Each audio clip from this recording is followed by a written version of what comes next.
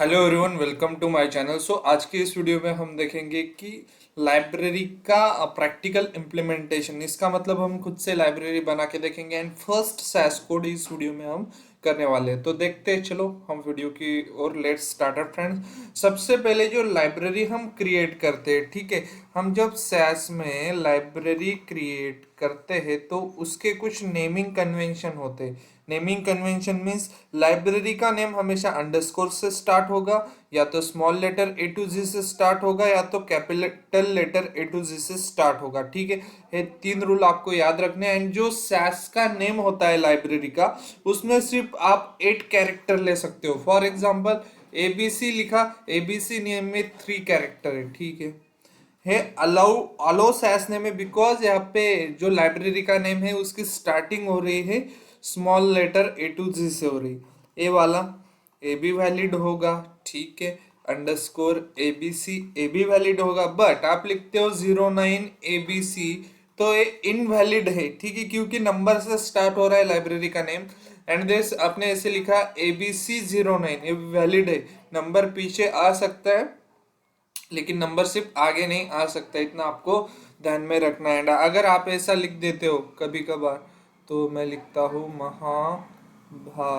Okay sorry Mahabharat, ये name invalid होगा क्योंकि इसमें 8 से ज्यादा कैरेक्टर है। देखो 1 2 3 4 5 6 7 8 9 10, 8 से ज्यादा है तो इनवैलिड है। अगर 8 तक ही होते, जैसे ये देखो एरे हो गया 1 2 3 4 5, और ले लेता है 6, ये देखो इसमें 1 2 3 4 5 6 7 8, जैसे एरे 0 6 8, ये जो नेम है इसमें 8 कैरेक्टर है तो ये वैलिड होगा। लेकिन 8 से एक भी ज्यादा हो जाता है, 9 भी हो जाता है, तो सॉफ्टवेयर एरर देगा। लाइब्रेरी क्रिएट करते समय आपको इस नेमिंग कन्वेंशन पे ध्यान देना जरूरी है। ठीक है, अब मैं आपको कुछ दिखाता हूँ। यहाँ पे होता है लाइब्रेरी सेक्शन, जैसे हमने देखा है परमानेंट लाइब्रेरीज होती है एंड देन टेम्पररी लाइब्रेरी होती है। परमानेंट लाइब्रेरी में कौन सी आती है? यूजर डिफाइंड लाइब्रेरी आएगी, उसके बाद system defined library. System defined library means जो सैस कंपनी ने हमें प्रोवाइड की इस सेक्शन में फॉर प्रैक्टिस पर्पज, उसको हम बोलेंगे system defined. And user defined मतलब हम खुद क्रिएट करेंगे with the help of libname statement. अभी के लिए इतना याद रखिए, आगे हम देखने वाले हैं इसी वीडियो में। ठीक है, और एक बात, अगर आप में से किसी का यहाँ पे लाइब्रेरी नेम शो नहीं हो रहा है, यहाँ पे टॉप में, सॉरी यहाँ पे बॉटम में, नेविगेशन पेन कहते हैं इसको, यहाँ पे अगर शो नहीं हो रहा है तो आपको सिंपल करना है, इस वाले ऑप्शन पे क्लिक करना है। ठीक है, मैं आपको करके दिखाता हूँ। यहाँ पे क्लिक करना है, व्यू में जाना है, एंड आपकी केस में अगर यहाँ पे अनक्लिक होगा, देखो वहां पे कुछ भी नहीं शो हो रहा है। अभी मैं व्यू में जाऊंगा, यहाँ पे अनक्लिक है, फिर क्लिक करना, आपको लाइब्रेरी शो हो जाएंगी। ठीक है, अब हम लाइब्रेरी को करते हैं एक्सपांड। यहाँ पे कुछ आपको लाइब्रेरी दिख रही है। ठीक है, ये जो मैप्स लाइब्रेरी है ये सिस्टम डिफाइंड लाइब्रेरी है। सिस्टम ने इसमें कुछ प्रोवाइड किया है। क्या प्रोवाइड किया है?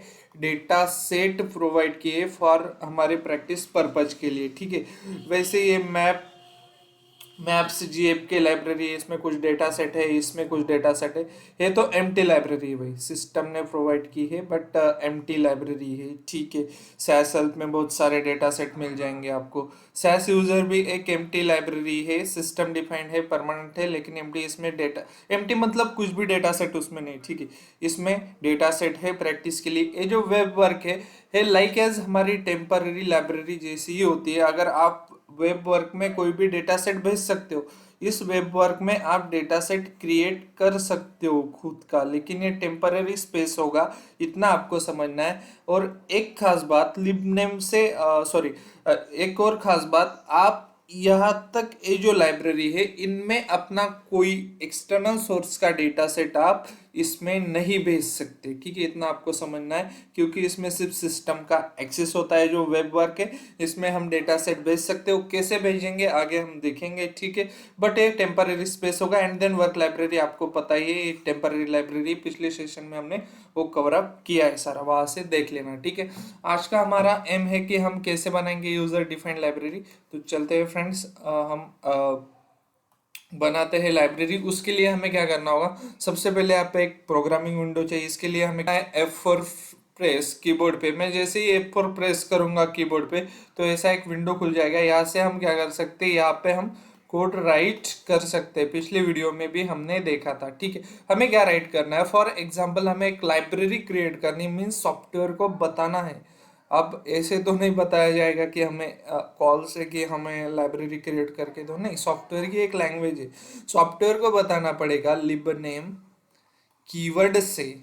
लिबनेम कीवर्ड का सिंटैक्स होता है, एक रूल होता है, लिबनेम के बाद हम लिखते हैं लाइब्रेफ, ठीक है। लाइब्रेफ मीन्स क्या है आगे डिस्कस करते हैं। उसके बाद देते हैं डबल कोट एंड देते हैं सेमीकोलन, यहाँ पे होता है लोकेशन, और यहाँ पे सिर्फ फोल्डर का ही लोकेशन हम दे सकते हैं जब भी लाइब्रेरी क्रिएट करते हैं, हमें इतना समझना है, ठीक है। अब लिबनेम एक कीवर्ड है, आप कोडिंग में लिबनेम लिख सकते हो। लाइब्रेफ क्या है, लाइब्रेफ मीन्स लाइब्रेरी का नेम होता है।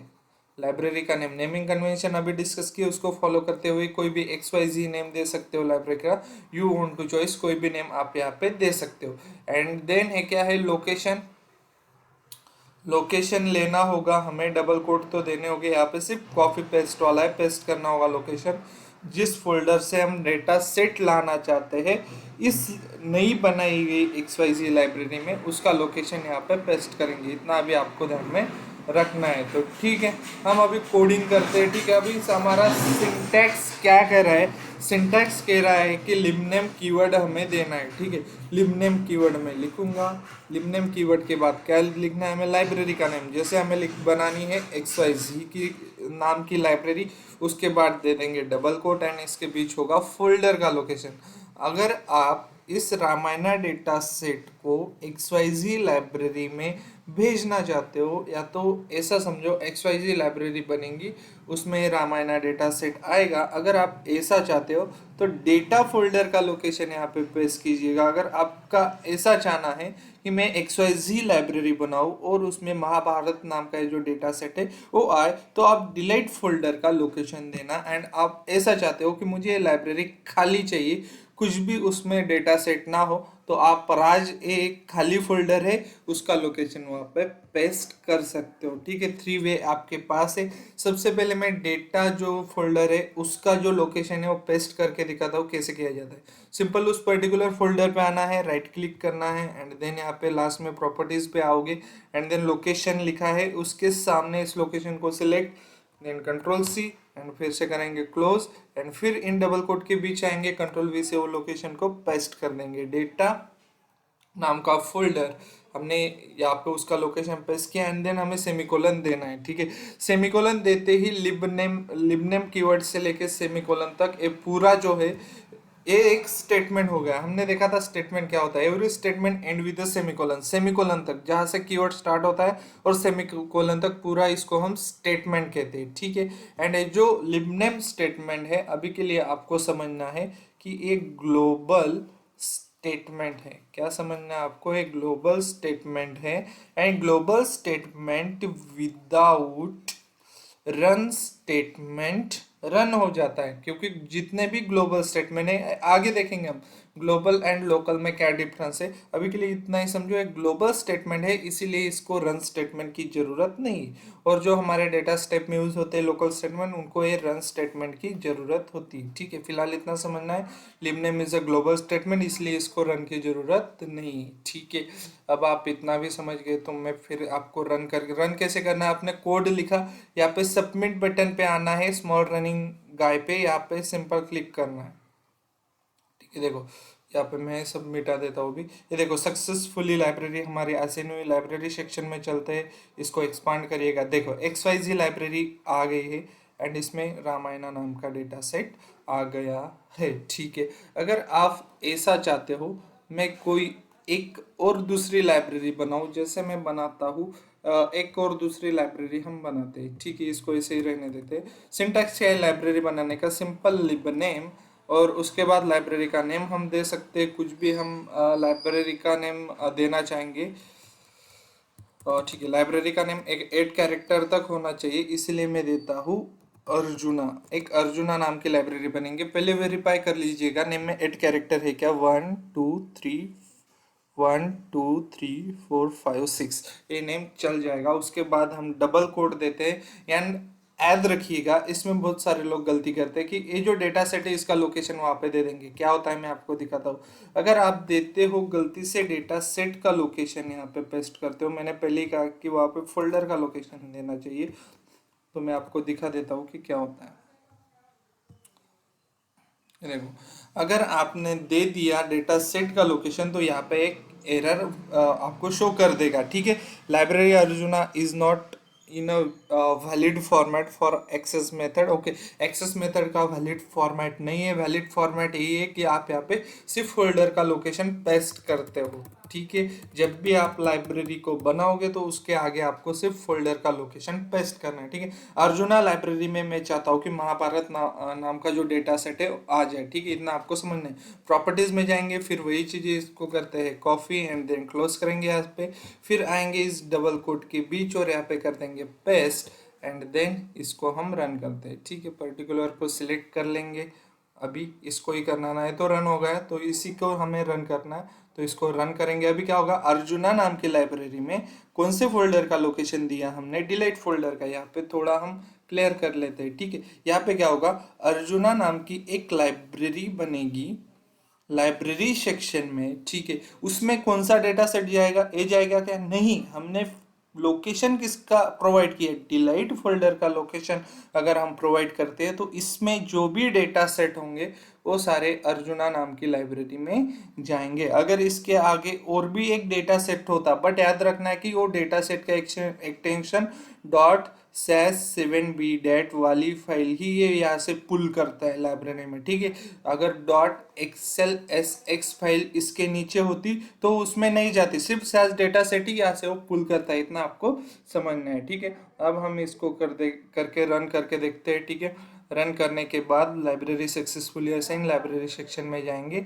एंड अर्जुना नाम की लाइब्रेरी कहीं तो देखो ऊपर ही अल्फाबेटिकली उसने अरेंज कर दिया है। देखो महाभारत डेटा सेट, महाभारत नाम का जो डेटा सेट था वो अर्जुना लाइब्रेरी में आ गया। इतना आपको समझना है। ठीक है, सो फ्रेंड्स, इसको बोलते हैं यूजर डिफाइंड लाइब्रेरी। ये जो हमने अभी बनाई, हमने खुद ने जो बनाई, कौन सी लाइब्रेरी हमने बनाई, अर्जुना लाइब्रेरी बनाई। उसके बाद XYZ बनाई, इसको हम बोलेंगे यूजर डिफाइंड परमानेंट लाइब्रेरी।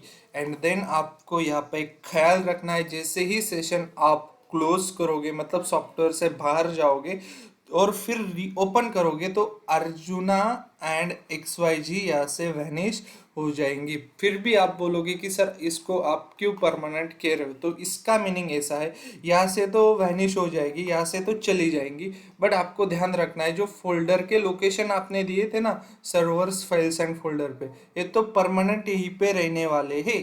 कभी भी आप लिबनेम स्टेटमेंट लिखो, कभी भी ऐसा कोड लिखो एंड रन करो, कभी भी यहाँ से तुम कभी भी इन फोल्डर से लाइब्रेरी को एक्सेस कर सकते हो। इतना आपको समझना है। ठीक है फ्रेंड, थैंक्स फॉर वॉचिंग। हमने इस वीडियो में कोडिंग की है, खुद की लाइब्रेरी बनाना सीखा, और भी नेक्स्ट वीडियो में एक्सप्लोर करेंगे लाइब्रेरी के बारे में। Thanks for watching my video and like कीजिएगा, सब्सक्राइब कीजिएगा हमारे चैनल को। Thanks for watching.